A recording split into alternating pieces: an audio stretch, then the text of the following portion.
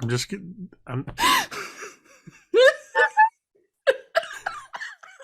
Nice.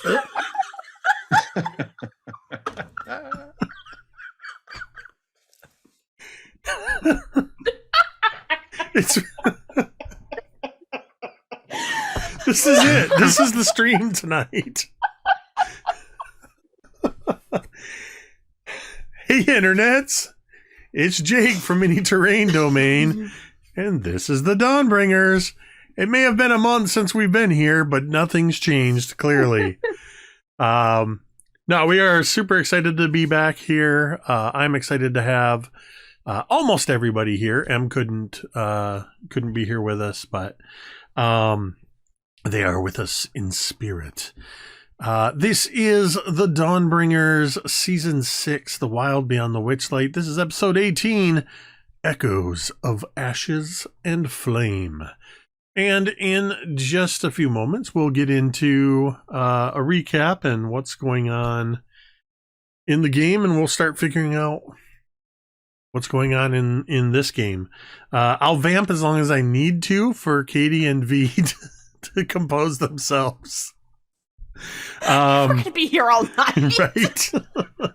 I'll stop and then I look at V. Notice I said compose, not behave, because I know where to set my expectations. Oh boy. So while we're waiting, we're gonna draw your attention up above. Well, not V, I guess. Above Dan. Look up above Dan, where we have some domain dice. And actually, thanks to Smokebeard, who just resubbed, y'all get another one. Look at that. Domain dice are a way that you, the viewers, can help influence the game. We can only get, I say we, they, not me, I don't get any. The players can only get domain dice,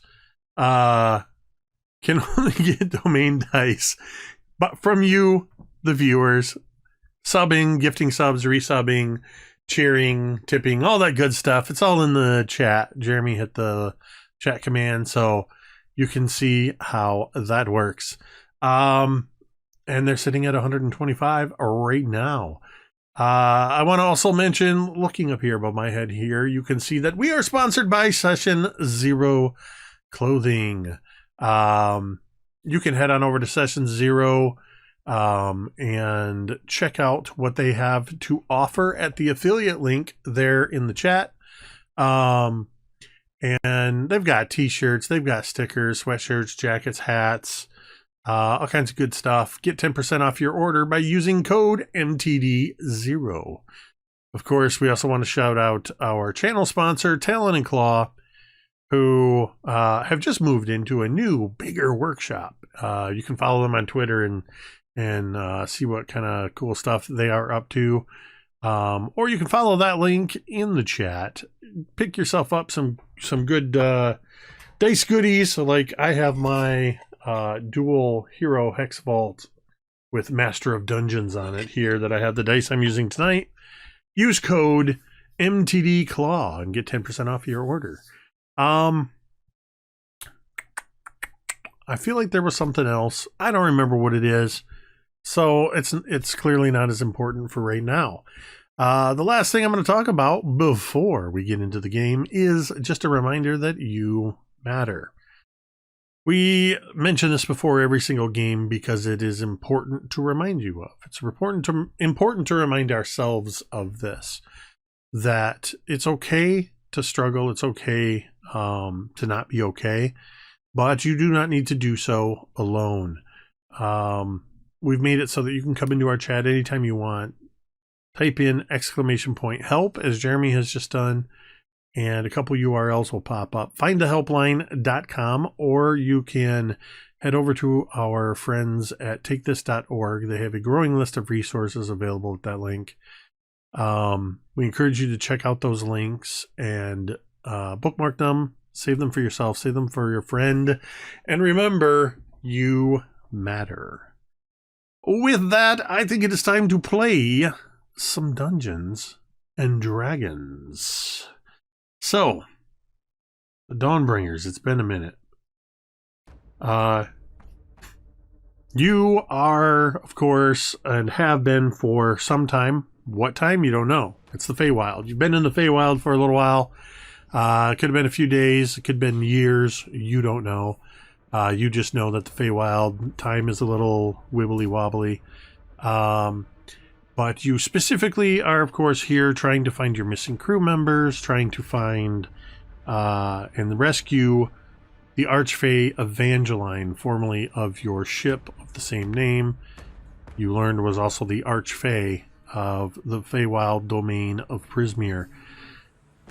Prismeer has been divvied up between the members of the Hourglass Coven. You have already dealt with one and are currently dealing with another. You came to Loomlurch, a massive fallen tree that had elements of workshops for toys and things that the hag Granny Nightshade, Scabatha Nightshade, had created, endearing yourself to the goblins who run the Goblin Candy Market outside. You were able to get a little bit of a jump on things to try to rescue the children. But it seems that they might have been waiting for you, as all of the children were gone. Boggles were waiting in their stead. The tiny dragon Cradlefall turned into a full-grown green dragon that Fig and Talmud are dealing with outside of the now destroyed kitchens. The rest of you have been dealing with Granny Nightshade herself, who is flying around on a flying rocking horse / unicorn. Rollo was able to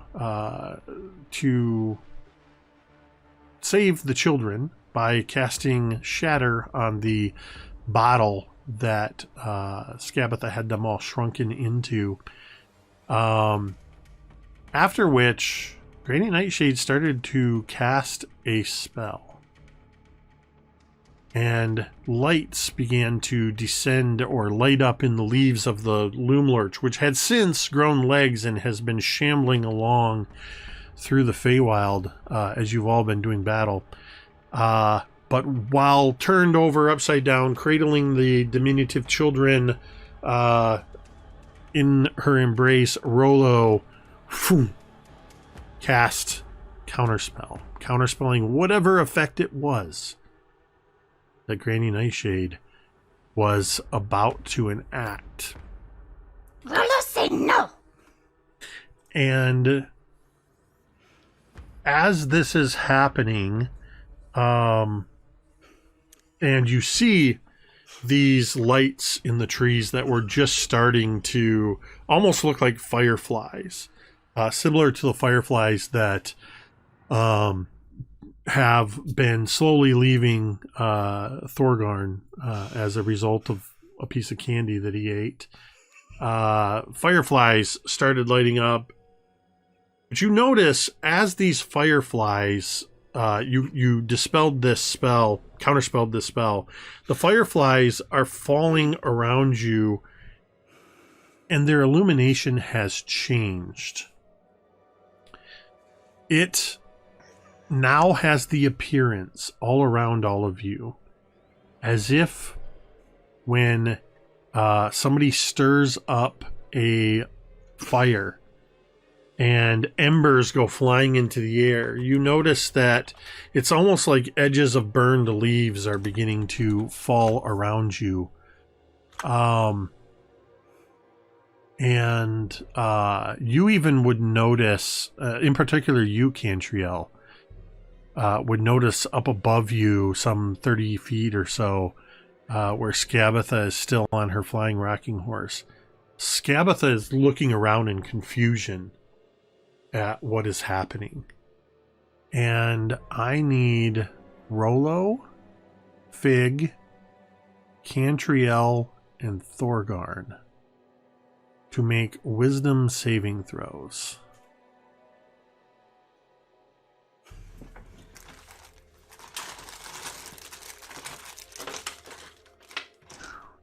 Dice here. To clarify, you didn't mean actual Thorgarn, right? What's that? 17. So to clarify, you did mean actual Thorgarn, right? I did mean actual Thorgarn. Okay. I thought before I natural spoke. 20 for a 28. Okay. Yo.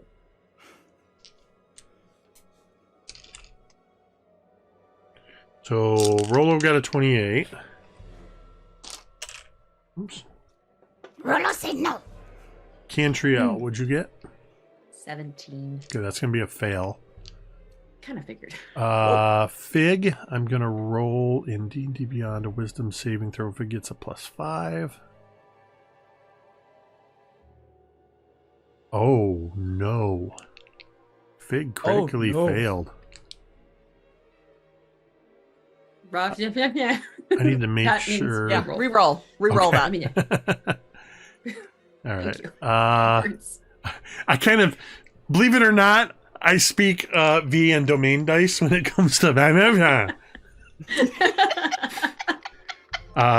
so I will re-roll that. Yeah.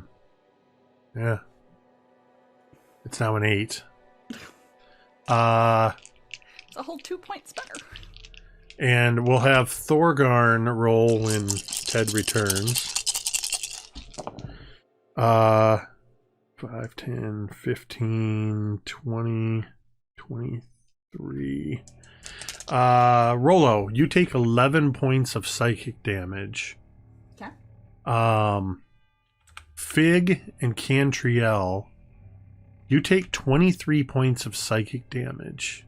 Ooh. As you feel Thorgarn. No, let me rephrase that. You don't feel Thorgarn. I mean, that's between you and Thorgarn. Thorgarn, I need you to make a wisdom saving throw. Thorgarn popsicle. I am desperately trying to avert my eyes from the side chat. That's for the best. I mean, 18. Okay, you succeed, so you only take 11 points of psychic damage. Fig, Cantriel, Thorgarn, and Rolo, you feel as if you feel some sort of draconic presence is violently broadcasting into your mind. Cantriel, it is as if your draconic sense, your ability to sense dragons, is just been turned up to 11. I mean, it causes physical pain in your head. As you feel, you don't really hear anything, but you feel it affecting you in this way. And just piercing into your mind. Talmud and Fig, you are currently a little further away, about 50, 60 feet on the other side of one of these tree towers, where you have been engaged with Cradlefall, the adult green dragon. I really feel like we got the better end of this divided combat. We'll see. As I'm sorry, guys. Talmud, you and Fig watch as Cradlefall, who had sort of ripped apart the ceiling as he grew large, and you've been sort of fighting in and around the remnants of the kitchen. You watch as this dragon rears its head back and roars towards the sky, and all the rest of you can hear this. And it's in time with this roar that those of you that took psychic damage feel this. And Talmud, you would see Fig grabbing at his head as if something is affecting him. And as this dragon Cradlefall roars, you see him reach up and grab at his head, and you see what looks like all of his scales begin to glow. And then they start to singe away and blend in with this ash that's falling from the treetops. And you watch as suddenly there's this silhouette of the green dragon Cradlefall that suddenly expands outward, and there is a brilliant blast of fire and light. The rest of you can see this sort of just around the back. Something has just almost exploded inaudibly. And as the cinders move to the side, you see the dragon that is roaring. For a moment, it's almost like that scene in Lord of the Rings with the Balrog, where flames erupt around. You see not a green dragon. You see a red dragon.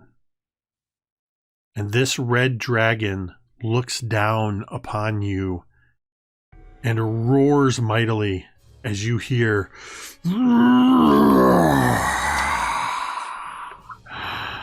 I am Regunvost the Resentful, servant of Ashadalon, harbinger of the Dawnbringers' end. And to get past the messiness of the previous encounter, I would like all of you to re-roll initiative, as this is an entirely different encounter. Do all of us hear him say that, or just Yes. Fig and Talmud? In fact, you and Cantriel, Thorgarn, and Fig hear it sort of reverberating within your own mind. It doesn't do any additional psychic damage, but it's sort of like that channel is an open channel. What did my... So I lost my encounter here. Hold on.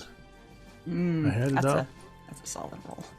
Alright, let me get this encounter going. Alright, lunar, ashen flame. Encounter. Okay, Thorgarn, what'd you get? 17. 19? 17. 17. Cantriel. 23. Fig. Oh, I'm Fig.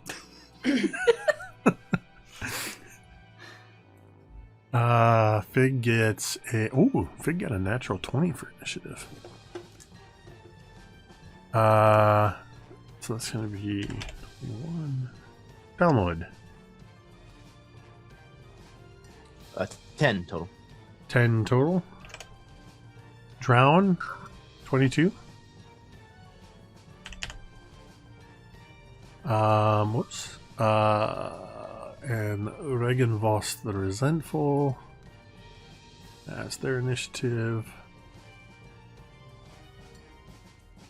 Oh. Okay. Cantriel. After this psychic lance pierces your head and this draconic voice roars out, what do you do? Oh, she's like, son of a bitch. And she casts Mass Cure Wounds for every one of her companions. What's the range on that? That is 30-foot radius sphere. Talmud Centered on and Fig will be focus. outside of the range of that. Okay. Because you're split Everyone by will about be met. 60 feet and a tower. Oof. Okay. So if as many as I can hit around me, then. That'll hit everybody else, Okay. just not So we Fig will and do Talmud. that. We will do that. Then I'll give a mountage in just a moment.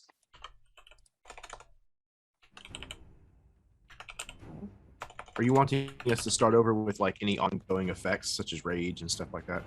I'll say no. There wasn't enough time that it would have killed your persistent effects. It's just such a shift in the combat. A lot of the other enemies were dealt with or suddenly seem inconsequential. I will say Scabbatha Nightshade is still about 30 feet above those of you that are not directly engaged with the dragon. For now. How far am I from her? About 30 feet. 30 feet? Okay, cool. Actually, no. And is Drown still hanging on to the rocking Yeah, horse 'cause- or no? Yes. So yes, I'd totally forgotten about the action movie moment with you. he's, So yes, he's on the helicopter. yeah, skid, you're still hanging from the helicopter skid, and Rolo, you're actually more like 15 feet because you had jumped up, shattered, and caught the children, and are sort of airborne still. So she's 15 feet above you. You're directly holding onto that rocking horse. Drown. Cantriel, you used an action to mass cure wounds. Any bonus So actions then or I'll anything use- else? Yeah, she'll bardic inspiration. Right. So he made big boom sounds. How about you do something to, piss him off too? And bardic inspiration, and then it's a D10. To whom? Drown. Drown. Conveniently, Drown, you are up next. Funny how that works. Yeah. Okay. About how far away is the dragon? So for you, where you're sort of hanging from the skids of the rockers of this horse, immediately to your right is the tree tower that had the dormitories in it. Right. Beyond that is where the kitchens were, and you can just see, and in part because it's this sort of flaming, glowing thing, you can just see its wings flaring out and sort of catch its head. It's about 60 feet to the northeast. Got it. So it's basically above the kitchens, but on the other side of the tree trunk tower or tree branch tower. Okay, got it. So it seems like right now Granny Nightshade is our bigger problem on this side of the tree. All right, so Drown will, hanging by his left hand on the horse rocker, he'll hold out his right hand, and in a spray of seawater, his packed blade will appear, and he's going to try and strike at Scabatha. Okay.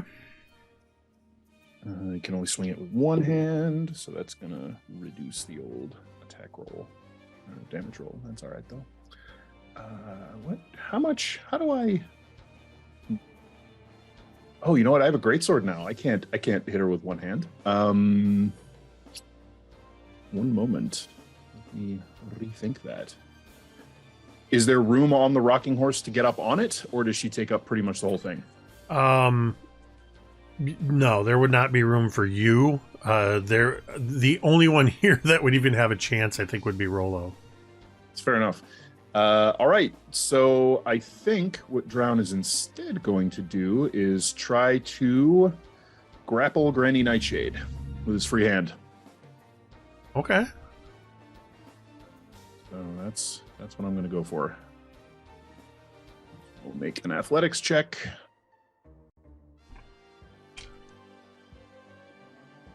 Ooh, that's a 19 for a total of 29.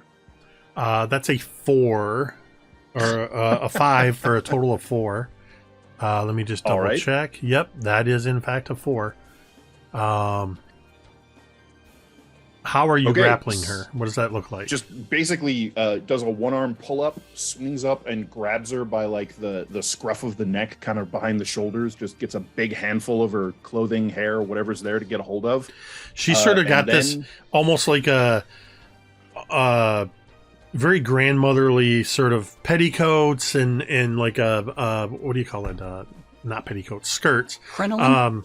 The apron, and has this sort of very... It's almost like a large hood that's been thrown back. So you've got a hold of just a lot. There's a lot of clothing there, a lot of cloth to get hold of. That works. So once Drown has a good hold of her, he'll just sort of grin and then fall backwards. Okay. And pull her off the horse. Okay. You do that. You pull her off of the horse. I just gotta check something on this rocking horse real quick. Does it fly when she leaves it?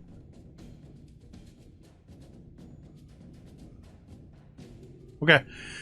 So, yeah, you fall back, holding on to her by all this. You just pull her off and start to fall backwards.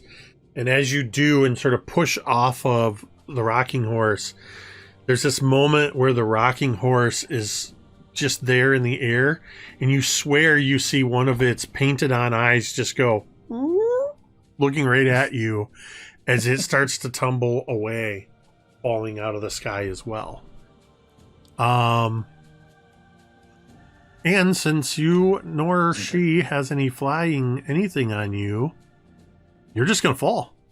Yep. Nope. Featherfall. You. Oh, I used my no. It's new initiative. It is a new initiative. So yes, you will have your reaction back. Okay. Featherfall on drown. Just drown, And- not Granny Nightshade. And yeah, I'll just No. let her fall. Okay. For a second, I pictured like you sort of her whipping down, but yeah, you let go. As soon as I slow down, I just poof. And you see this key that's in mechanical key that's sticking out from where you were grabbing is sort of going shh, shh, shh, and you just remember that it stops moving when she's very angry. Mm-hmm. And as the featherfall hits you and you start to alight, Granny Nightshade's gonna fall the 30 feet to the ground, or to the surface of the, I guess, the roof of the workshop. So Granny Nightshade is going to take 9 points of bludgeoning damage as she falls to the ground.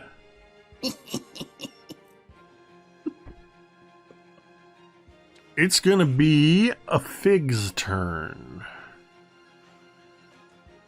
If you're done, Drew. Now I will call up the Pack Blade, but yes, I'm done. Okay. So you summon your Pack Blade, and Fig is left facing this dragon. And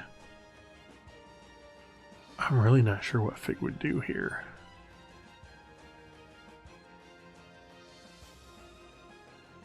Yes, I do. I know exactly. Dimension Like door, it maybe? Igby's hand. I was going to say, as soon as I saw it, I remembered, yeah, it would definitely be a Figbee's hand. I'm looking to see what slots they have left. Save that one. We'll go in at... I don't know what to do with my hands.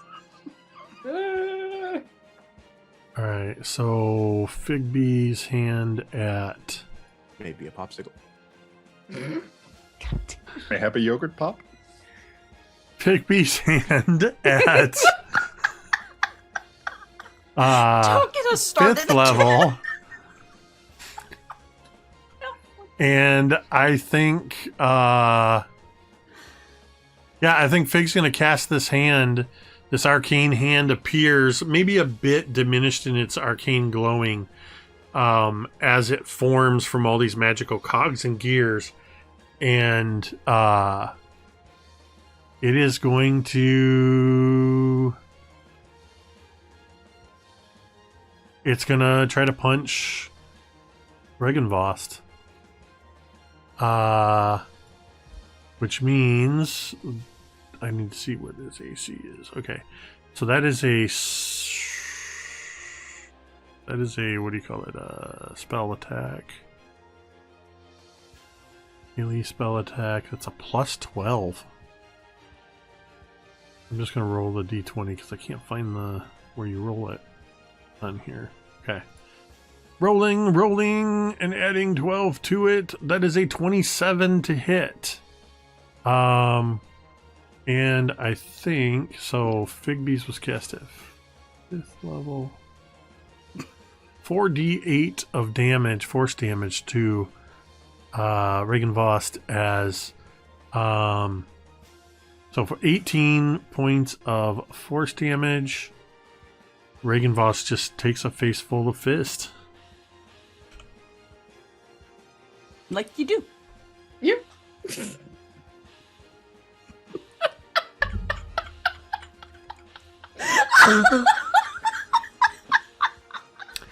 There is a gif of me saying, doing this. I know what I said. Adults tonight.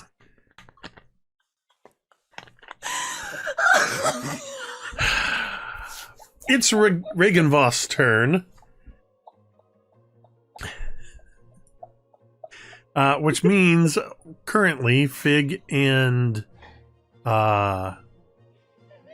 Talmud are in this area of effect. Regenvoss roars mightily above you, and I need a wisdom saving throw from everyone, because you are all within 120 feet of him. I would like to Is it a reroll. saving throw that we want? It is against being frightened, so if you have anything that helps you in that area, rolling for advantage or whatever, you can do so. What was that, Jeremy? It's a wisdom save. Yes, wisdom saving throw. Okay. Jake, I burned a domain die and ended up with a dirty 20. All right. That'll be a fail. Oh, Yeah, shit. Well then. I'm gonna reroll as well. Oh, it's 20 was a fail. Mm. And I passed that. So, I'm not using that dice anymore. Did you burn one, Jeremy? I was going to, but if a 20 doesn't pass, I literally have a +0, so there's no point in Okay. rerolling. I have a 15, so I fail as well. Anybody get higher than 21 or higher? I got a 22. So I did use a domain die. okay. I rolled 2 ones. Oh no. Oh, So Cantriel and no, Cantriel, you're the only one that's not frightened by this. Oh wait, I forgot to roll for Fig. Wisdom saving throw. Yummy. That's a 17. So all of you are frightened except for Cantriel, and Cantriel, not only does this have no effect on you, you are immune to this effect for the next 24 hours. So the rest of you, as this dragon's roar, hang on a sec. I'm sorry. Cantriel, you gave Drown a bardic inspiration, right? Yeah. Yeah, you did. Yeah. Okay, it was a Jake. D10. I'm gonna burn that to get a minimum of Okay. 21. There you go. That'll get you what you need. So you also are immune. Thank you. No, stop. The rest of you are terrified of this dragon for the next minute. You do get to repeat the saving throw at the end of your turn. Each of your turns. So that is that. And it is going to attack at what it can see. So first,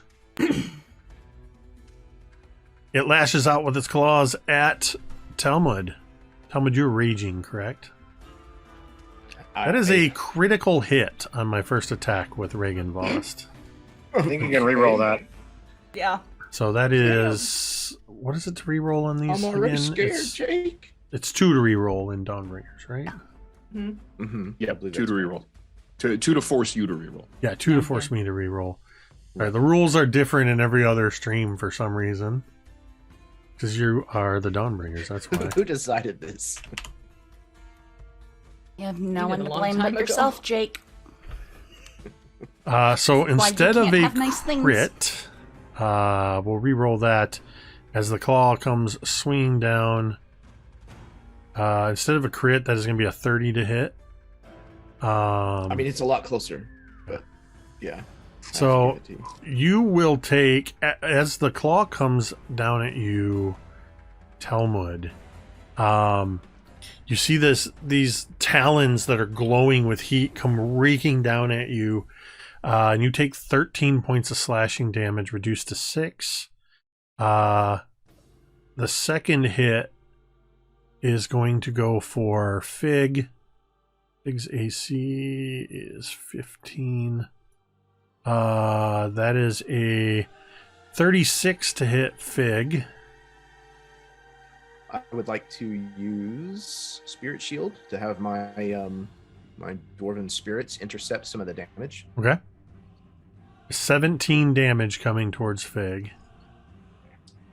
Let's see what I can do. That's not grand. That's 8 and 11 points shaved off. Okay, so 6 points to Fig. You take the other 11, or your spirits absorb the other 11. Yeah, it's just absorbed by them. It's just reduced. Okay. And for its third attack, as you interpose with your spirits, you can't get in my way if you're in my gullet. As the head grows closer to you and it takes a bite at you, Talmud. Reagan Voss bites you, or attempts to bite you, for a 24 to hit. This time you feel the heat of this as the teeth pierce into you for 29, reduced to 14 points of piercing. But you're also going to take 22 points of fire damage.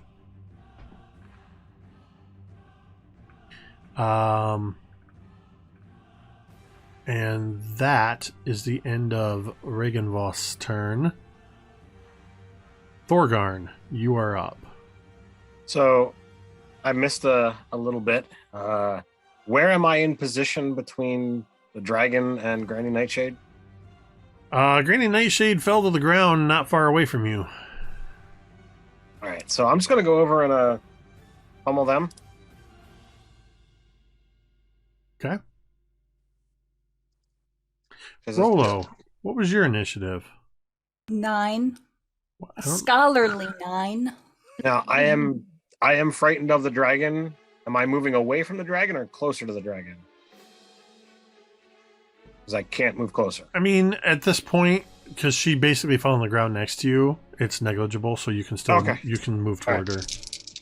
She's basically landed and it's just going, ah, my bones!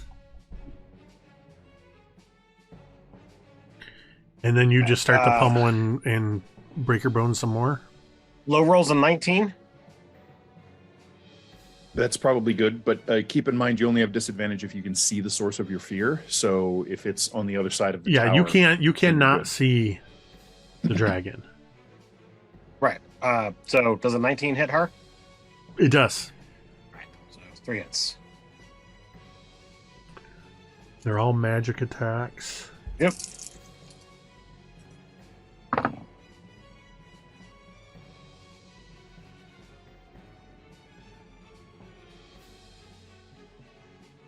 It's going to be 33 points of bludgeoning damage. Okay.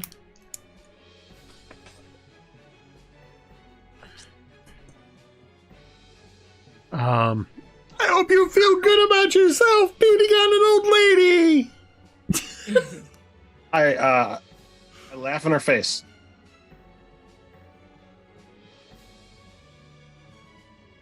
Also, a few feet away from you is the now broken flying rocking horse that fell when she did. I'm done. Talmud, it is your turn. Okay.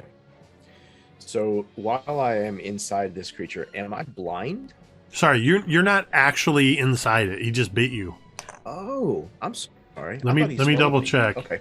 No, he said he was just saying that he was going to It was swallow just you, flavor. but he didn't. Yeah, Ah, it was just flavor. I say No, I you're see the what you did flavor. there. I'm also a tart. No, you were just bit. No, you are not. so- You're not even restrained. Okay. But is he close enough to hit? Like, is his mouth still close enough? I mean, he attack my literally leg? just bit you. So yeah. Okay, good deal. Because I can't move any closer to him. And with him in sight, I have disadvantage on my attacks. Yep. But okay, yeah, I'm gonna take reckless attack and start swinging. Let's see what we can do here.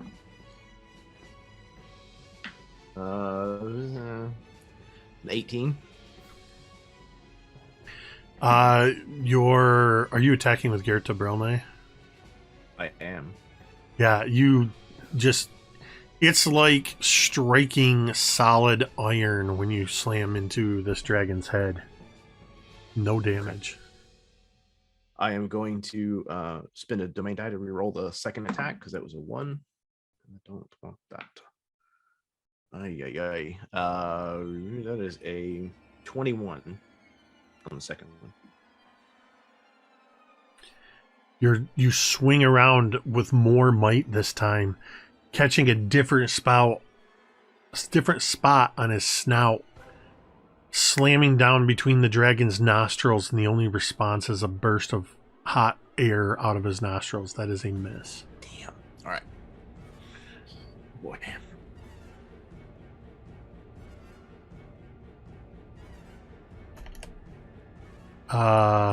Is that your turn? Yeah, barbarians are a little light on bonus action stuff, All right. unfortunately. Scabatha Nightshade.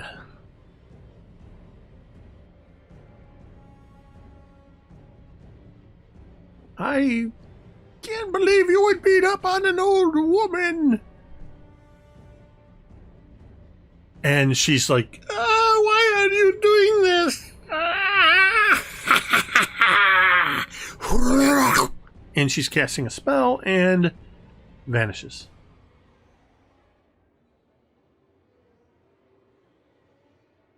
Granny Nightshade has left the battlefield. That we know of. Yes, that you know of.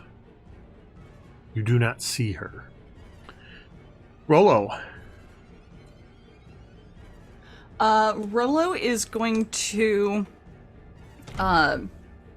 head to the room where the whatchamacallits were, where the door to her mansion is.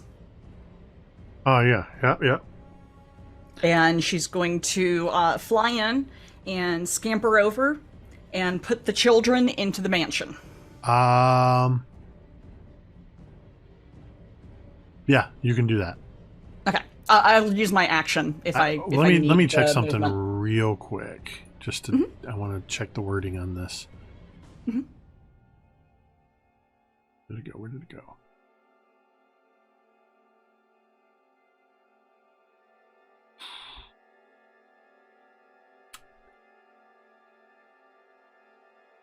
You find yourself unable to move towards the dormitory because you were frightened of Reginavost. Oh, okay. Reginvost.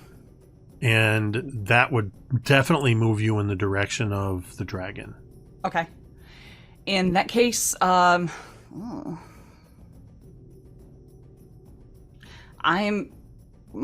primary concern is the kids, so I'm going to fly down to the ground as far away as I can get, and try to find someplace safe to tuck them away.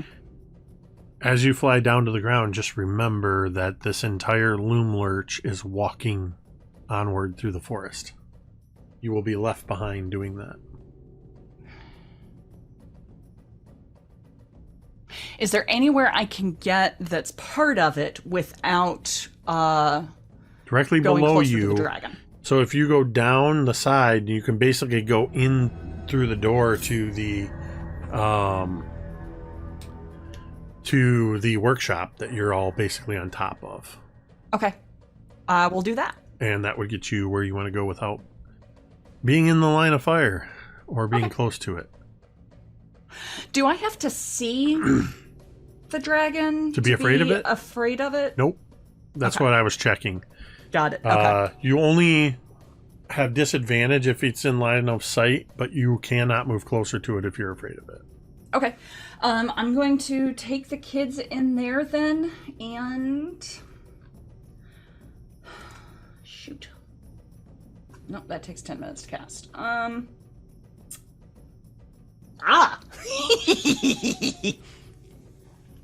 gonna go in there. Can I dimension door to get directly in front of that door for the mansion? I mean, technically you're not moving towards it. You're just appearing towards it.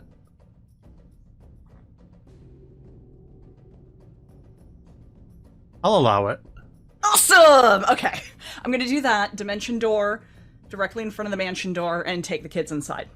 That's like a wizard power move. Just dimension door right in front of the door to your other spell. And I like it. I can dig it. Awesome. Also, yeah, Thorgarn, make the wisdom saving throw again for the frightful presence. Need Also- a 21. That is a success. No, I said I need a 21. Oh, I thought you That's- said A21. Nah, I have to roll a 19 or higher, so I didn't get it. All right, I need to re-roll Figs to see if Fig passes. When Ooh. Rollo deposits the kids inside, she's going to say, Okay. Hi, my name is Rollo. This is my house.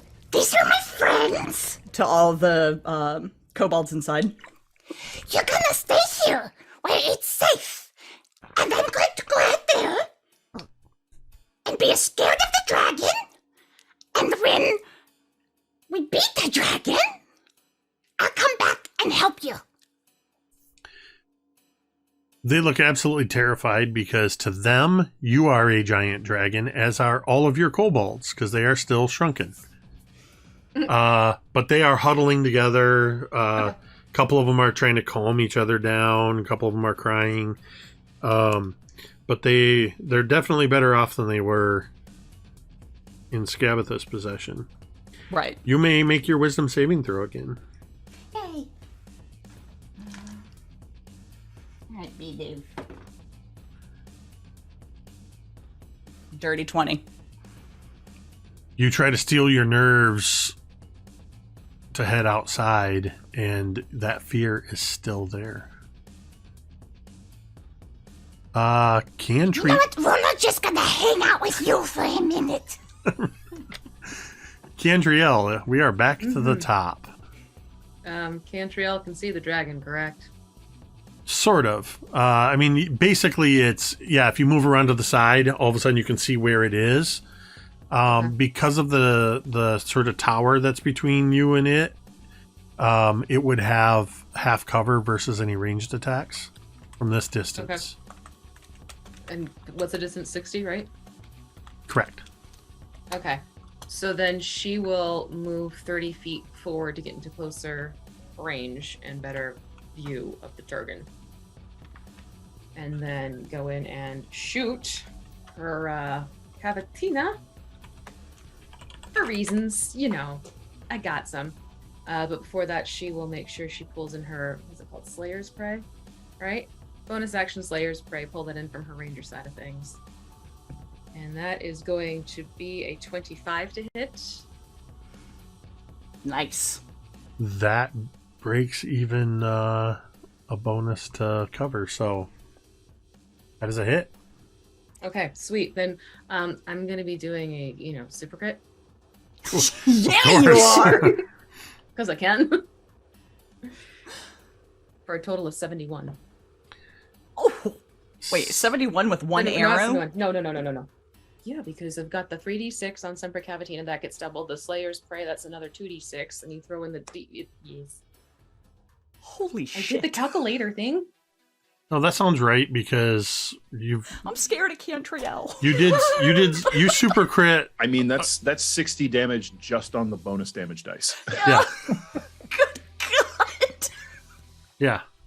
Actually, yeah, that's 60 damage just on the bonus damage Yeah, it dice. should be The a- damage is a Not calculate, D8, right? so that's a 76, then plus your pluses.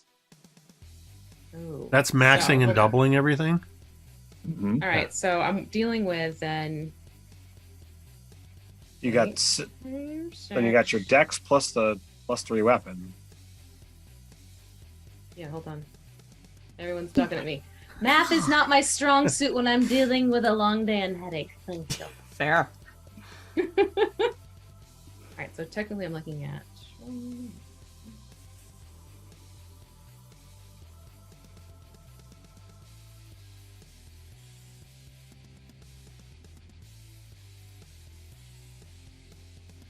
Okay,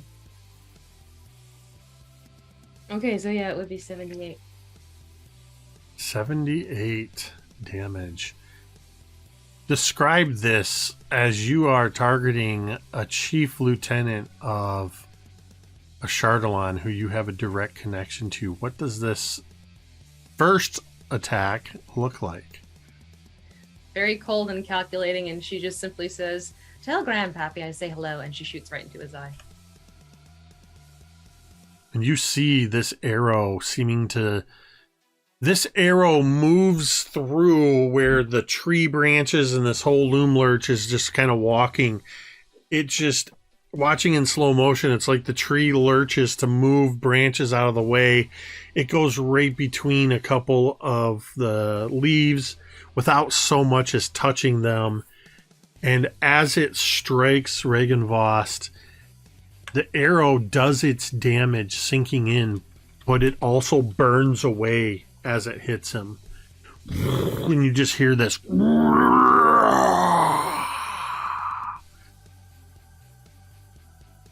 that was your first attack. Mm-hmm.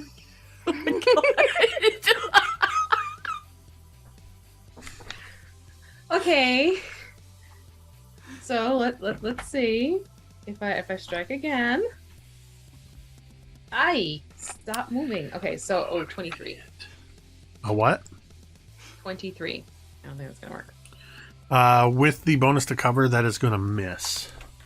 This time, Loom Lurch shifts on its next step, and the arrow just catches some bark and ricochets away before it can strike him. Any bonus actions? No, because I used it for Slayer's Spray. For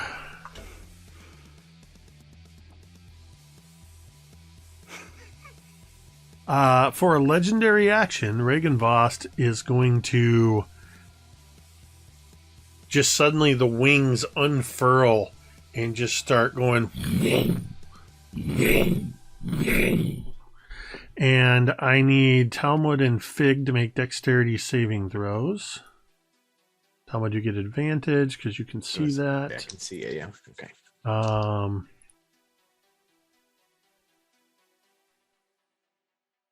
Fig gets a 5. Oof. Reroll that, please. I got a 16. Probably still not going to cut the mustard. All right, re-rolling for Fig. This time Fig gets an 18.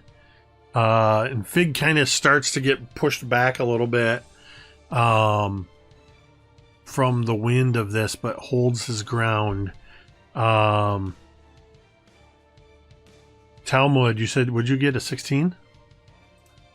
Correct. You go rolling head over heels in the kitchen, slam against the stove, and you take 19 points of bludgeoning damage, halved to 10. So that's his legendary action, Drown. Yes. All right. So Skabatha disappeared. Drown is going to kind of walk forward through the space where she was, and assuming he doesn't run into anything, he's going to move to get a little bit of a clearer look at the dragon. Drown, as you walk forward, you step where Skabatha was, maybe even kind of kicking forward a little bit where you would have expected her to possibly be if she was invisible. And you step clearly through the space where she was. On your next step, you hear this sort of hollow clattering sound as your foot kicks something across the surface of the roof.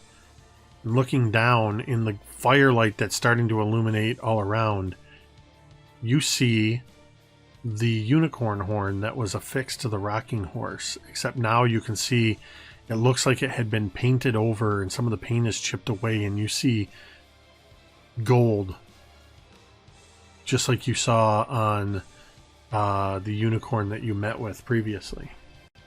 Well, all right. Drown will sort of like half kneel down in a step and scoop that thing up, and continue moving, kind of tuck it into his belt, and then move around to where he can get a little bit of a clear line at the dragon. You said it was 60 feet away at the high end, right? Yep. Okay, so that's fine. So, yeah, Drown's gonna peek out, throw one of his hands out. His eyes will glow that sea green, and that light will race down the tattoos on his arms and explode as a great gout of frozen sea spray, and casts Cone of Cold over the dragon. And that's a deck save? 60-foot cone, and it's a con save. Con save.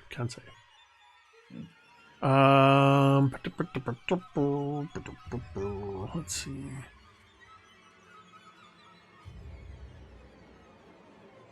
DC 21. Let's see. Con save. DC 21. That is going to be 21 exactly.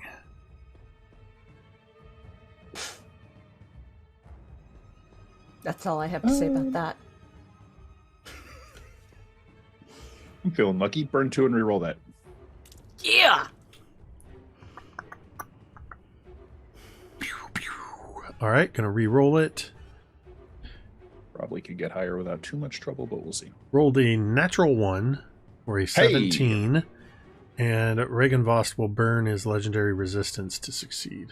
That's what I was looking for. All right, so that would be 33 cold damage, cut down to 16. I also just realized you can't see my dice rolls. Correct. I fixed that. Sorry, what was it cut down to? He takes 16. 16 cold damage. As this cold damage hits, and there's sort of this searing, this hissing of steam where it rises, and you even see some of the scales go cold, go dark for a moment. Regenvost roars again, and is that the end of your turn? I will grab at least half cover or so from the side of the tower. Yeah, you can absolutely crouch down and grab some cover. As Regenvost roars, he will take a legendary action tail swoosh at the prone Talmud. Poo.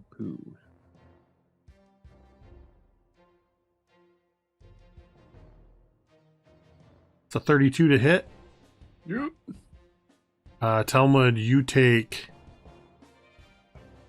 23 reduced to 11 points of damage as his tail swings down and slams into you. Fig is going to continue to press in since he can't move any closer. Fig is going to use his Figby's hand to do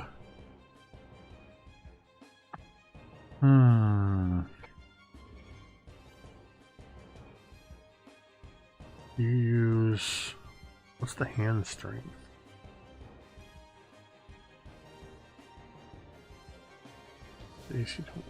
Strength of 26. I think Fig's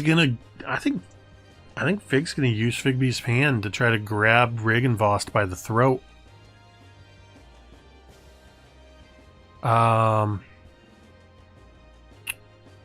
So that is, somebody roll me Figby's hand athletics check. That is a strength of 26, so it's a +8. 21. Okay, and then I'm gonna roll strength athletics for Regenvost.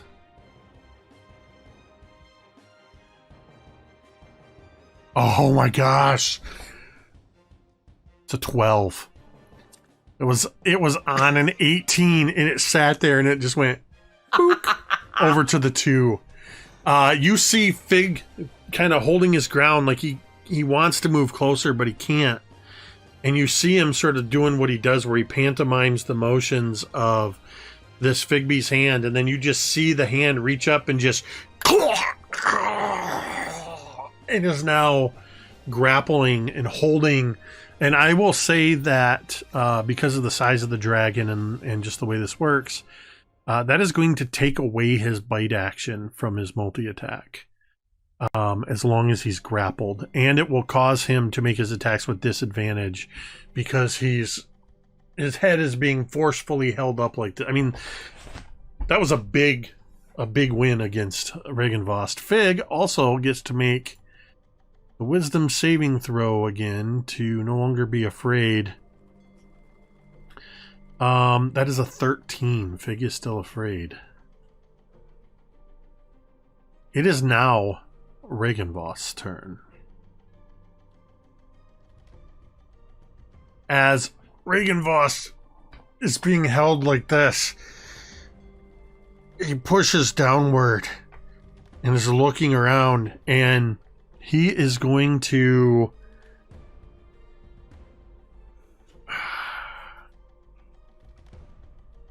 well, you got pushed back.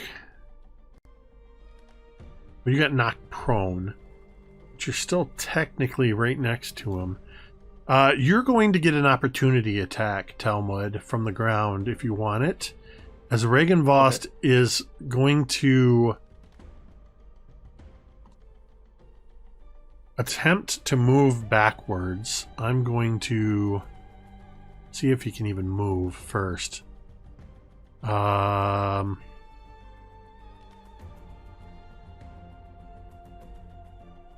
24 to hit? Yeah, that's going to hit. So you hit him as he takes a couple... He can't move his full speed because he's fighting against Figby's hand. But he's stepping back and he's pivoting his body so he's in the direction of you and Fig, but he's also facing towards the southwest. As he begins to growl. And spin 5 dice to turn that into a super crit. Okay. Okay. So, not including the lightning damage, that should be 106 points of damage. Oh, dang it. So you, from the ground, you just grab Gerta Brelne and just swing around, slamming it into him for 106, you said? Correct. Yeah, 266 minus 160. Yep. Yeah, 106. And you see a couple of these scales. This time it's like striking hot iron, and you see that sort of scale flash off, and you see the scales crack and moving. Talmud, I think Thorgarn might be a little proud of you to see that you are almost forging as you strike Gerta Brelne in and do a powerful blow, but that does not stop him as you hear this deep throaty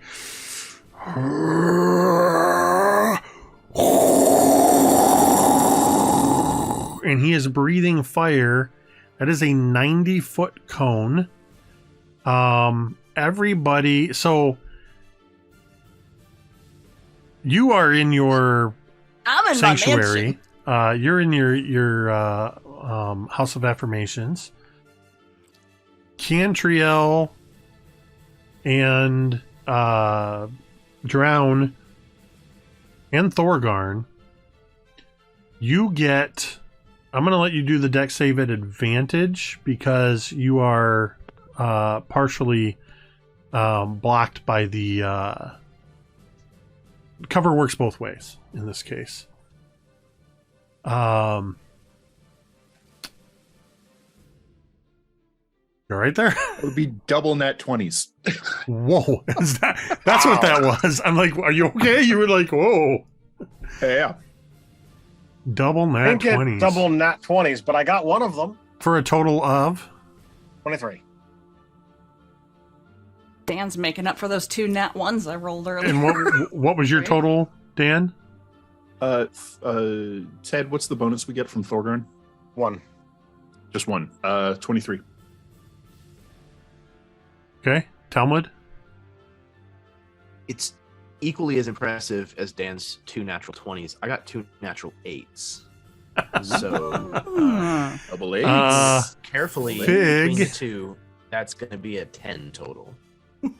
Fig gets an 18. Cantriel. 25. And Rolo, you're not. Okay. We're just hanging out in the House of Information, making grilled cheeses! The good news is, Cantriel, you succeeded. Everyone else failed. Oh, God. 20, 23 is a fail with a nat 20? Yeah. If the DC is 24, yes. The DC's 24. I thought on a saving throw, a natural 20 is a success. That's a Maybe house in rule. D&D 1. Just attack rolls and No, that saves. yeah. Ability saving throw nat 20s are just a 20 plus your ability score. Well, that sucks. Yep. Okay, give me a second for all these dice to land. No. I'm sorry I'm not prettier, Drown. There's so many it dice. One of happens. them is sitting up on top of the other and just vibrating. If you failed, you take 94 fire damage. Cool. Oh my God. Cool. I'll go ahead If and you use my stone's succeeded- endurance on that. If you succeeded, you take 47 points of fire damage.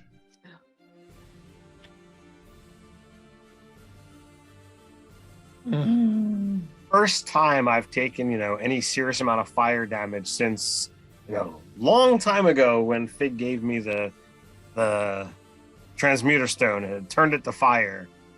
I'm like, after that, never took fire damage. Wound up giving the stone back, and that would help. From the direction, once the flames sort of spread out. Sorry, it was 94. It was 94, yes, if you All failed. right, well, I'll cut 9 off of that. Ugh. Oh. As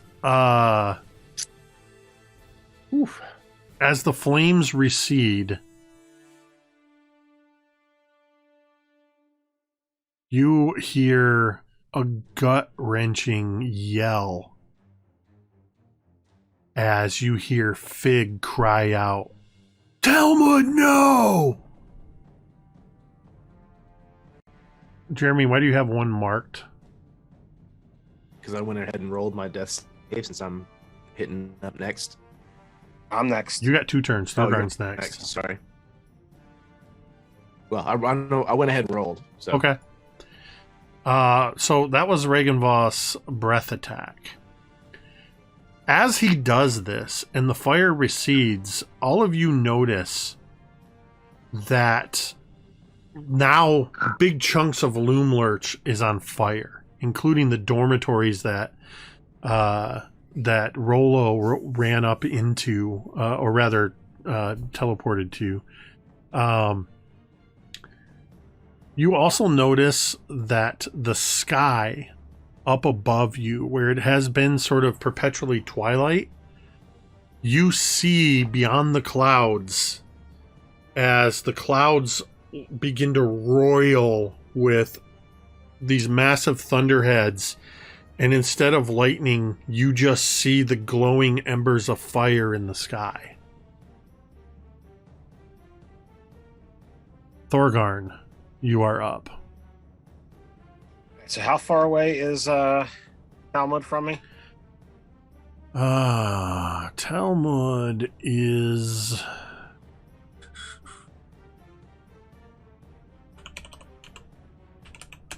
It's approximately 60 feet. earlier? Yeah.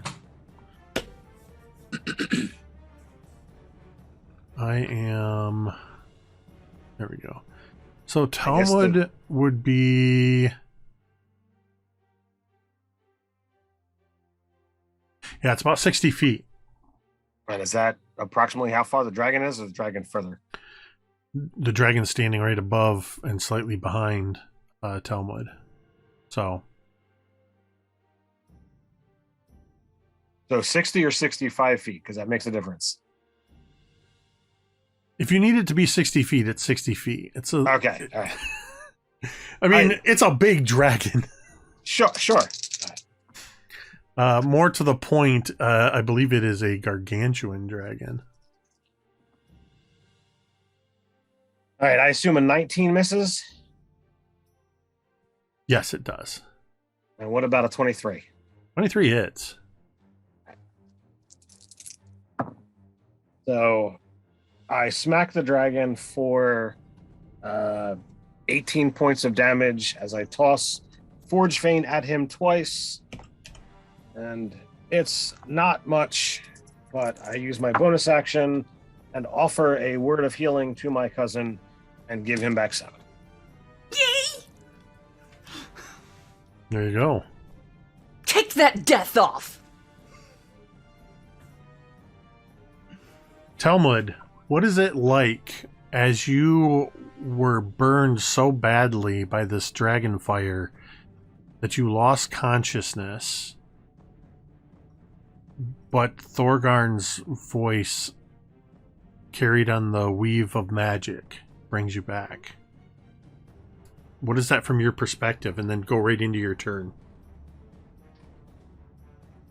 So I think that the fire kind of rolls over Talmud, kind of consuming him for a moment, and the world kind of goes black, and he finds himself kind of hurriedly running through the tunnels of the hall that belongs to Clan Gedon, back where he used to call home. And he's frantic again, thrown back into this memory of looking for Brelne, and everything is dark around him, but his dark vision helps him see a little as he's kind of hastily kind of looking through these endless tunnels and passageways, and eventually he sees a shape ahead in the darkness that he thinks is her, and she begins to turn around, and he's certain that it's her. The visage looks like her, and he starts to gain speed as he runs faster and faster, his arms kind of stretching out towards her, finally pleased, happy again that he's finally found her. And then just at that time, there's this hand that grabs a hold of him on the back of his shirt and kind of pulls him backwards, and he kind of pulls away as we see her image kind of fade further back into the darkness of the tunnel, and he opens his eyes and he's lying on the ground, his beard and hair kind of still singed and smoldering on his back. He kind of shakes his head, realizes what's going on. And he kind of rolls over and picks up Gelter Brumley for a second, his eyes kind of resting on the weapon for just a moment before he scoops it back up. And God, I don't think I can move any closer to this damn thing. It says you're right next to it. Yeah. Okay. Oh, you know what? Yeah. It moved away. He pivoted. He didn't so much move away as he'd be like 5 feet away from you. Something, because I totally forgot to add this. So Talmud, you would see this as you open your eyes and stand up. A few feet away from you, Fig is lying unconscious. Apparently, Fig yelling out. Fig had 71 hit points left, and took the full 94. So Fig cried out, and then Fig collapsed, and Figbee's hand ended. So Fig is unconscious a few feet away from you. Well, just like bonus actions, barbarians are a little light on the healing. So, Speak for yourself. Didn't you just get brought to your feet by a barbarian? I got bonus actions aplenty over here.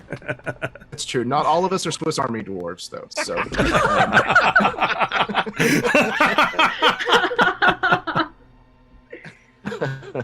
okay. I have a question. Rules clarification. Would you consider falling towards something as willingly moving closer to it? Considering that you're still prone? Or that you were prone to begin with, you didn't really fall towards Fig, if that was your question. No, not my question. I'm going to throw the Cape of the Montebank over me without standing up, disappear in a poof of brimstone smoke, and appear 20 feet above Regenboast. Ah, the classic Talmud special. I have one thing I can do. And you do it well. Yeah, you absolutely can do that. Okay. All right. I don't know As what I'm that has to falling- do with still- falling towards him. Because I'm technically moving closer to him by falling towards him. Well, but if you You move, don't have any control over that. no, and if That's you, what It's I not like thought, you could but stop yourself It also from felt kind falling. of cheesy, so I mean, Rolo. I mean, we already I established that have broken teleporting- the cheesy barrier Yeah, in this I- fight. I- so- like Rolo no, I already mean, established a dimension we door. already established that teleporting doesn't count as moving in the same way, so you're good. Yeah, you're good. excellent. You'll Okay. wet yourself as you're falling So- towards it. But Well, that's fine. I do that in normal combat anyways. yeah, that's just so- a normal bonus action for Talmud. Exactly. that would be a free That's a action. defeat. It's a free action. Yeah, exactly. Yeah, there you So you appeared 20 feet so- above him. Correct. Okay. I'm going to fall towards him, attempt to land on him, and Just- if I can, just land a reminder. hammer first. Just a reminder. Before you commit to this full action, Cape of the Monte Blanc is a bonus action, right? Oh no, it's not a full action. Or it's a full action. Also, Yep, your so I won't be rage attacking. dropped when you dropped. And Okay, you only yeah. have a few hit points. I don't think he's worried about his hit points. Yeah. I can either use the one turn that I have before I go down again, or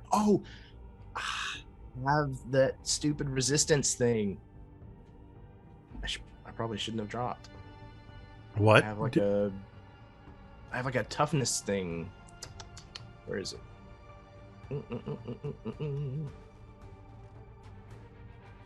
Is that a feat? Stone shield or something like that? Is it that one? No, it's oh damn it. Is it under? I have a thing where, like, if I fall down to 1 hit point, I'm supposed to Oh. make a saving throw. Yeah, what's it called? Relentless Rage, something Can't like find that. it. Oh, is it under rage? Look I under think it's a class barbarian features. feature. Yeah. Do I not have it yet? I thought I had it. Hang on. What level barbarian are you? Oh, there it is. I'm sorry. Yeah, relentless rage. If you Yep. drop to 0 hit points while you're raging and don't die, you can make a DC 10 con saving throw. If you succeed, you drop to 1 instead. The DC increases by 5 each time after you use this the first time. All right. You're setting So, the 10 what for I'll a let you short do, rest. make that. Go ahead and do that now. Completely forgot about that. Okay. What is it you? Con save. What is the DC? It starts at 10. So it starts at 10. Yeah. I think it's. You make a DC 10 con save. Which I got a 23 on it. So what I'll do, since we kind of bypassed where that would have been applicable, is I'll roll that into letting you use that as your Cape of the Monte Blanc, basically as a bonus action. That would mean you're going to fall in with an action remaining, but not raging. That's fine. Yep. I'm cool with that. This All right. this train was already moving forward, so I want to kind of adjust That's my with it. bad. That's my bad. So no, we'll do that. Since you already took the healing word, blah blah blah. Bonus action, Cape of the Mont Blanc in this one instance, and you are now falling with your full action to attack. You fall 20 feet, which means you still get your actions, but as part of this, you're going to take 2d6 damage. bludgeoning. Yep. Although if Cantriel sees Talmud falling, she's going to cast Featherfall. What's the range on Featherfall? It's 60 feet for me. Well, that'll do it. I'm a leaf on the wind. Okay. Watch me so. No, that's a bad idea. Don't wanna lead things down that way. Okay. So then I'm going to flutter down the rest of the distance, gingerly landing on his back, and then not so gingerly bringing Geralt Brillnay down. Twice. Reckless attack, still at disadvantage because I'm still afeared. So that is a 19 to hit. I don't think that's going to do it. Slamming into the anvil. Okey-dokey, come on. There's something better to work with. That's better. That'll be a 30. Yeah, that's going to hit. Good. All right. Fuck it. 5 more. Gonna do a super crit again. All right. I'm Might at the 106 Dawnbringers points, fall Chief. below 100 domain dice for the first time in a long time? I mean, we only started with 120. That was inevitable.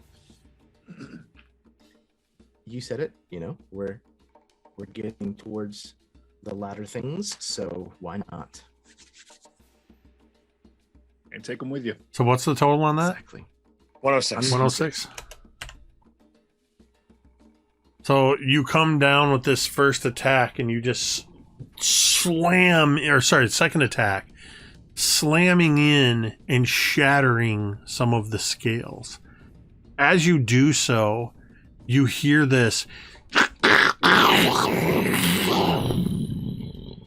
reverberating in the heavens as you see the clouds are forming into the sort of ambient firelight behind the clouds is starting to concentrate into areas. So there's now areas of light and shadow in the sky. As it is... Oh, you are also... No, you didn't take the bludgeoning damage because Cantriel featherfalled you. Make your wisdom save. I can't pass it. Okay. The highest I can get is a 20. So,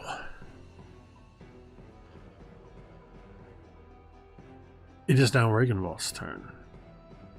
You are on his back. Regenvoth. I thought it was Scabatha's Didn't I turn. just go? Scabatha's gone. Yeah, tell me. Yeah, Rolo Regenvost should went be after next, yeah. Fig. Oh, sorry. I was looking at the thing I was clicked on. Sorry. You are correct. It is your turn. It is Rilla's turn. That was going to be a whole different thing that happened. Yeah, we don't need that to happen again. So Rolo goes over and opens the door, realizes she does not want to go out there, but the room is on fire. So she is going to cast Summon Elemental and summon a water elemental to start extinguishing the fire. Nicely done. I like it. As you summon this water elemental, you just hear as steam rises up around it. And it goes to work. And you just extinguish all the fire you find. So it's going to travel its way through the tree, extinguishing. As this is Rolo's water elemental, I kind of picture it moving towards fire and then getting within a few feet of it and then just pouncing on it and grabbing at it until it Oh, absolutely. Absolutely. Like pounces at it and tries to catch the flame. And it just like extinguishes between its hand and it opens its hands and kind of looks at them and then turns around and runs towards the other fire. Yep. So you now have a water elemental firefighter on the scene. Good job, Drippy. Trippy.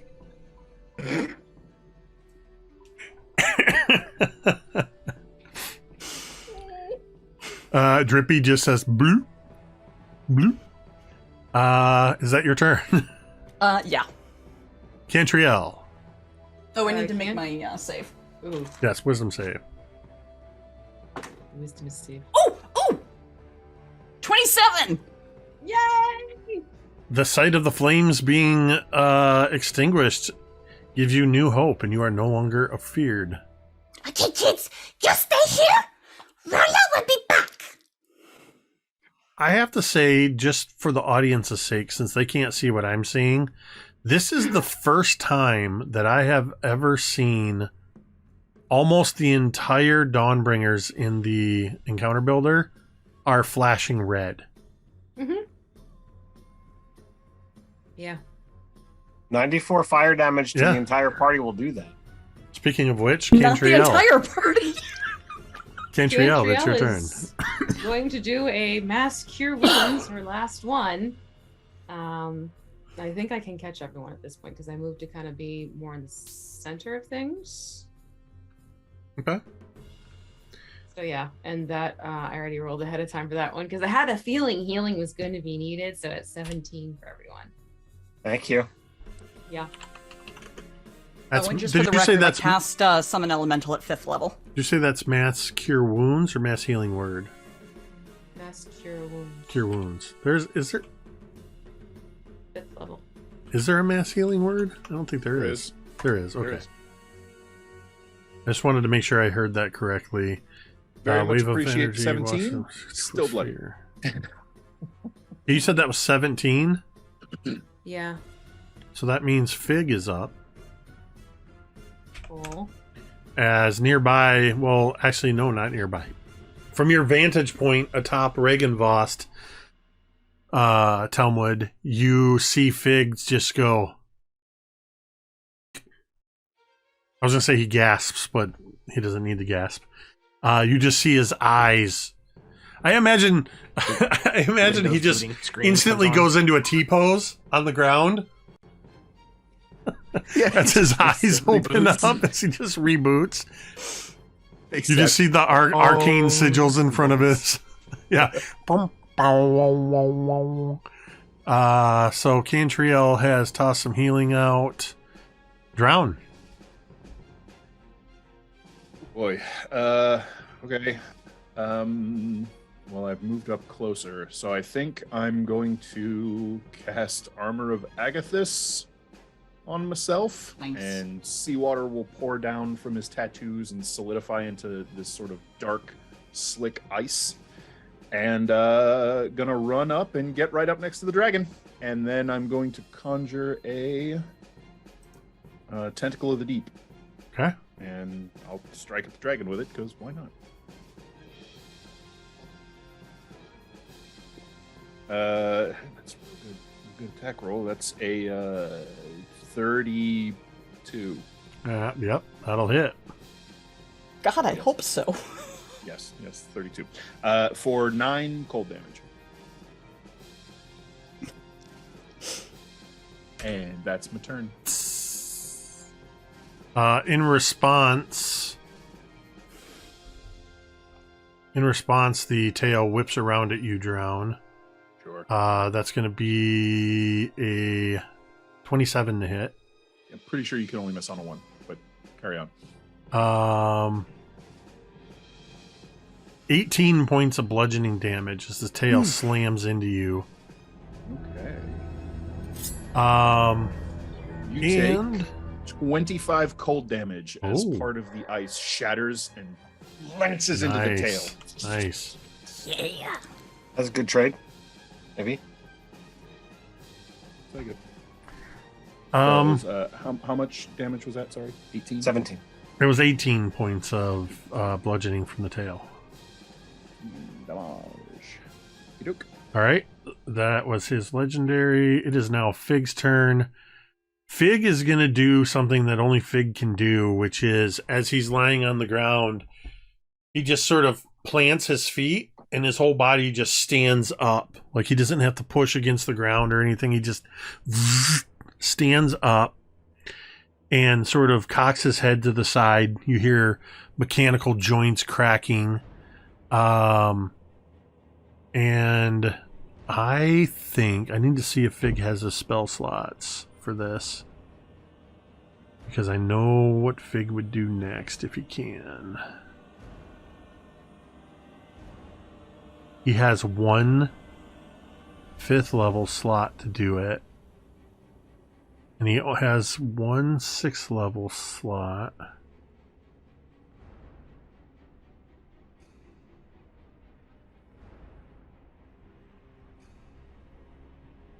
Oh my gosh.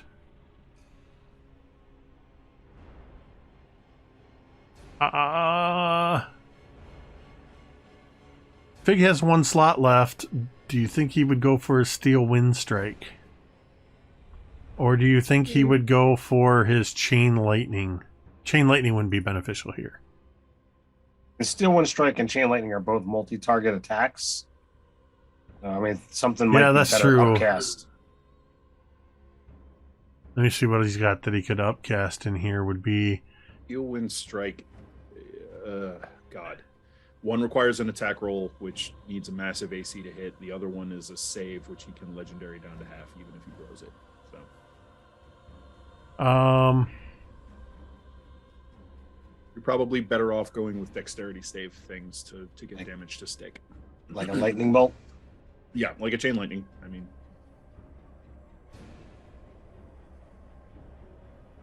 Yeah, I think he's going to do that. Seeing the storm clouds already forming in the sky, Fig's going to take advantage of that, summon the chain lightning, creating a bolt of lightning that arcs towards the target.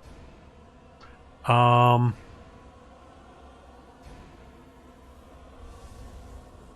he has to make it a DC 18.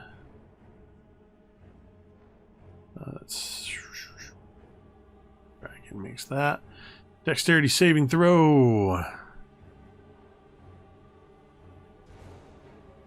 Is a 16. And he is going to use the second legendary resistance to succeed, which means he'll take half of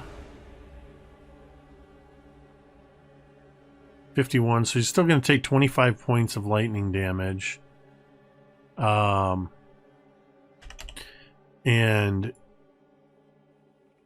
the lightning seems to, as it arcs across, oh, snap.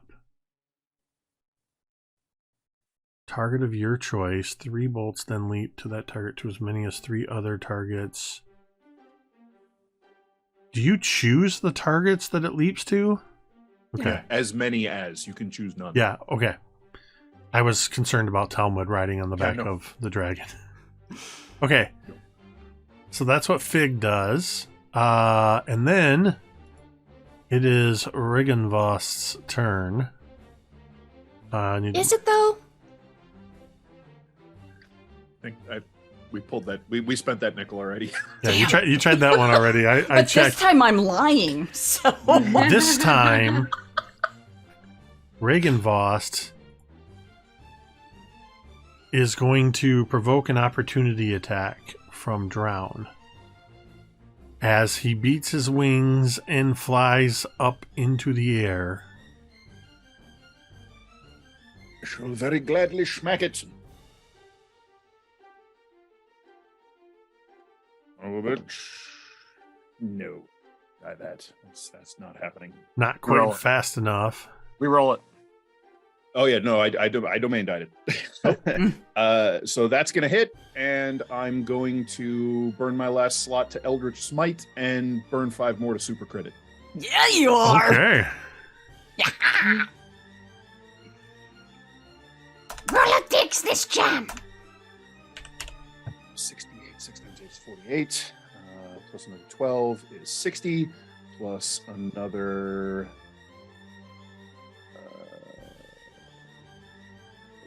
Plus another 12 off of that is 72. Plus another 12 on top of that is 84. How many? 84? 84. 84. He is more than bloodied as he flies his full 80 feet into the air. That's good. But his voice is still heard by everyone as Regenvost the Resentful screams down and around at all of you. Chardalon has marked the Dawnbringers for destruction. You and everything you love will burn to cinder and ash. The wings flare out, and he dissipates into cinder and ash. As he does so, two things happen. Talmud, Featherfall. you I are was gonna going to say fall. if the roll Okay. doesn't, Cantriel does. You are going to gently fall 80 feet. I pull a Johnny Utah. As you Straight land, towards the though, Well, and actually, no, it'd be like as he was getting into that 60-foot range, then he starts like plummeting softly. as the shape of this dragon, Regan Voss the Resentful, still lingers in the air in the form of cinders dissipating, and you see Talmud start to fall, and then you both start to reach, and Rolo casts the feather fall. Talmud begins to drop down. You're all looking upward, and you see behind Talmud, behind the form of Regan Voss, as the clouds begin to pierce with flaming magma shooting through from the sky, raining down around you. And I'm going to let you all choose. Out of Drown, Talmud, and Fig, and out of Cantriel, Thorgarn, and Rolo. Who wants to roll the D100? We're going to do 2 D100 rolls for each group, one for each group. I'll do one. There is a I'll tell you in a moment. There is a 30% chance that one of these meteors are going to land within range of you. So, Katie's going to roll one for that group. Who's going to roll for Talmud, Drown, and Fig? Fig's out because I'm not I'll roll. rolling. All right, Drown. So, I'll do mine. Actually, I'll do 2 separate D100s here. So on my right is Talmud, Drown, and Fig. All right, so I have rolled my numbers. If you get within 15 of either of these numbers, then you are within range of a meteor. Okay. You have the sides set? I have my number set. Okay. So for the drown side, we have a 31. Okay.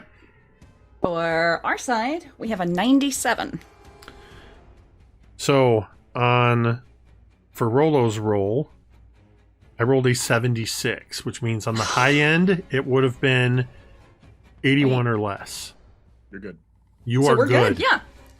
You're good. Drown, you rolled a 31. 31. I rolled a 27.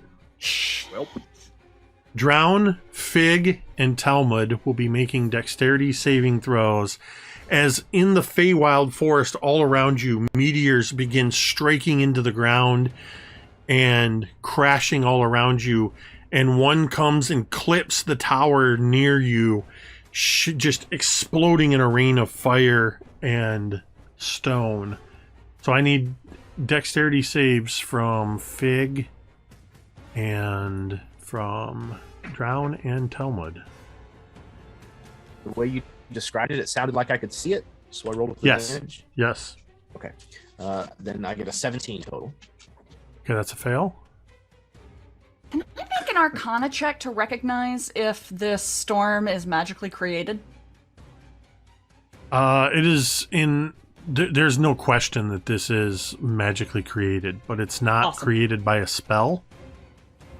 You are witnessing near godlike power happening right now.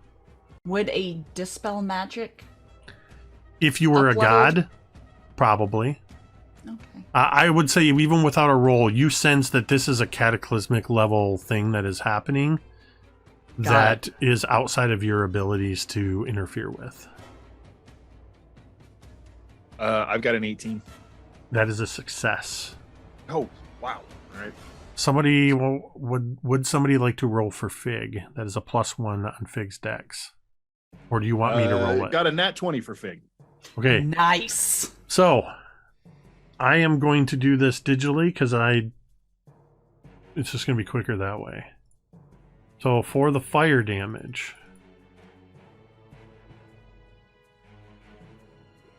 Drown and Fig will take half of this. Talmud will take all of it. And even though the fire damage may probably put you out, Talmud, you can still have... Oh, you weren't raging, were you? You didn't re-rage. Okay. I think that. Oh, nope. I think that's relentless rage. It's only while I'm raging as well. So... Those diamonds up. 81 points of fire damage. Halved to 40 for Fig and Drown. As part of this same effect... Meteor takes 25 cold damage. Continue.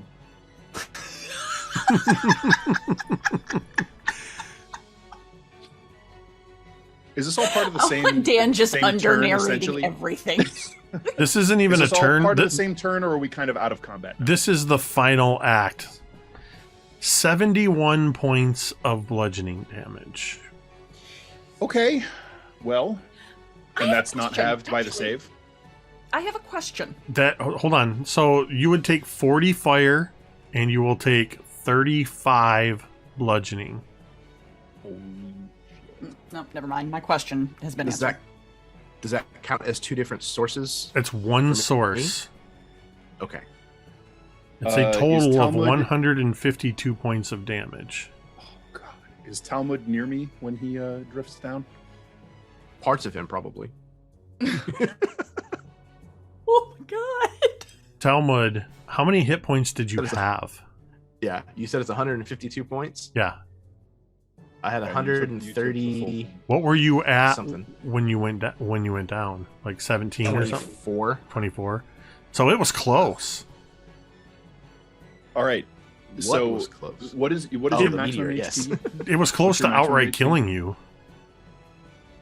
I think I'm on the death saves right now. So I Right, can't but see what it. I mean It's is if you take an 130 amount of something. damage equal to what the negative of your max hit points, that kills you Yeah. outright. Right, but he had 20 something Yeah, remaining. so and his that's max what is saved over him. 130. He's Yeah. good, but barely. Talmud That's why I was trying to Like, find out if he landed near me, so I just. could suck So- up some of the damage with my tentacle. But he, Also- 137 normal. also Yeah. Wait. You only have 137 hit points as max? I've only got 129. I've got 134, and I've got things that are not barbarian levels. I've got What's 72. your con? well, What's I your mean, con? your con affects I have a that. 16. What you rolled at 16. various levels for hit points. Talmud, Yeah, if y'all rolled hit points, that what That's true. what is the frequency on your feature that allows you to not fall to 0?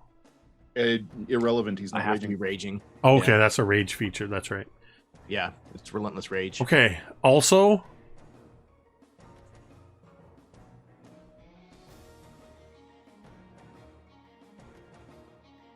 okay. Whew. Fig was a long saved. pause. I was. That's because I was doing the math on Fig's damage, and I'm like, wait, but My Fig, heart, Jacob. my heart, because Fig has a lot less hit points than you do. Fig is unconscious. You're not allowed will to re- kill Fig when M Fig isn't was here. near Drown for sure, because Drown ran Yes. up near where Fig got dropped. So that watery spectral tentacle will wrap around Fig and suck up 14 points of damage. Hopefully, I don't know if it'll be enough to keep him up, but it will. It won't be enough. He Cushion only the had blow, at he only least. had 17, so he took 75 total, and it's the 14, so it'd be 61. That still knocks him unconscious. My hope is to just push him well out of the insta-kill zone. Yep, out of that. So as of right now, as these meteors rain down, and the loom lurch that you're on is struck by this, it stutters and it doesn't collapse, but it sort of takes a couple stutter steps and then it just sort of settles down roughly, and you all feel it settle in. Rolo, your water elemental, Drippy, is just running around, putting out fires here and there. Drippy's gonna be busy. There's still a ghost image, though dissipating further, of Regenvoss the Resentful in the air. But it's his words that a Chardalon has marked you all for destruction, and that you and your loved ones will burn to cinder and ash that rings through your ears.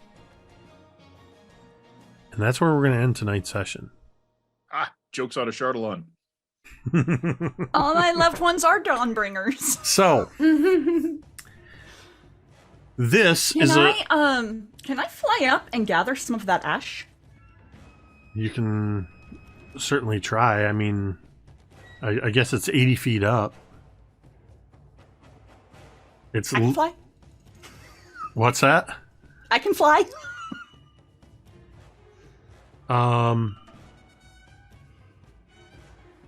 Yeah, I'll let you. I'll say, because of the way it's burning, that if you fly around and gather some, you have what would amount to a very small amount of residue,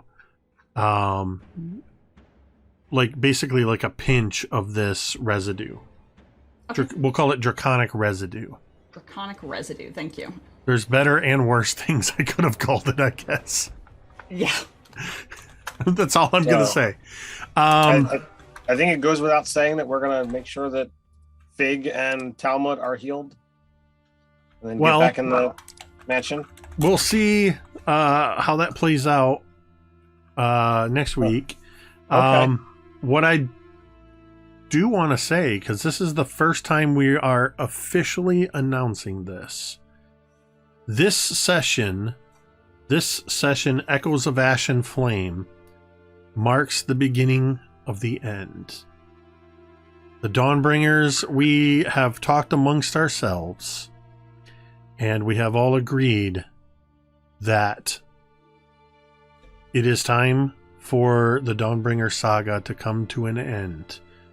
And we are beginning that final arc. We are playing out the remainder of Season 6, though drastically altered as a Chardalon's influence is leaking into the Feywild.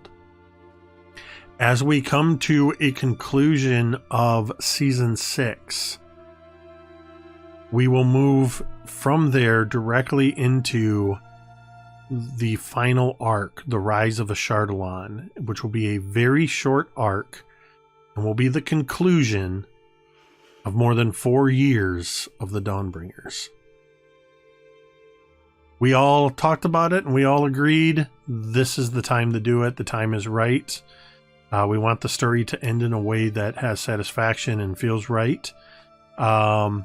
So there'll be more information about that in the coming weeks, and I'm putting together a trailer for the final season that we'll release soon. But this marks the beginning of the end. So with that, I want to say a huge thank you to everybody who tuned in tonight, whether you're watching with us live now or you are tuning in to the VOD later. Make sure I get that so I don't forget it. Thank you. Count it. But yeah, thanks everybody who tuned in. Thanks for everybody for being a part of this.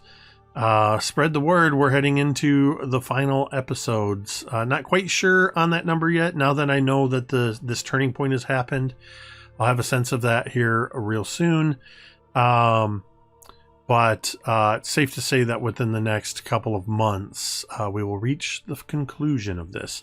Thank you to those of you who lurked quietly with us in the chat. We appreciate you always and respect your desire to lurk in the shadows.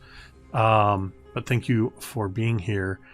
Sorry, I'm vamping as I'm queuing up a raid over to Turtles and Chill after a combat-filled session with Lieutenant of Ashardalon. I think it's good to send you all over to a nice chill turtle aquarium or terrarium or whatever it's called. A turtlearium? Whatever. Keep an eye out for Drippy. But I also want to say a huge thank you, as always, to these amazing players. I was glad we could get back together again tonight. We will be back next week with whoever can make it.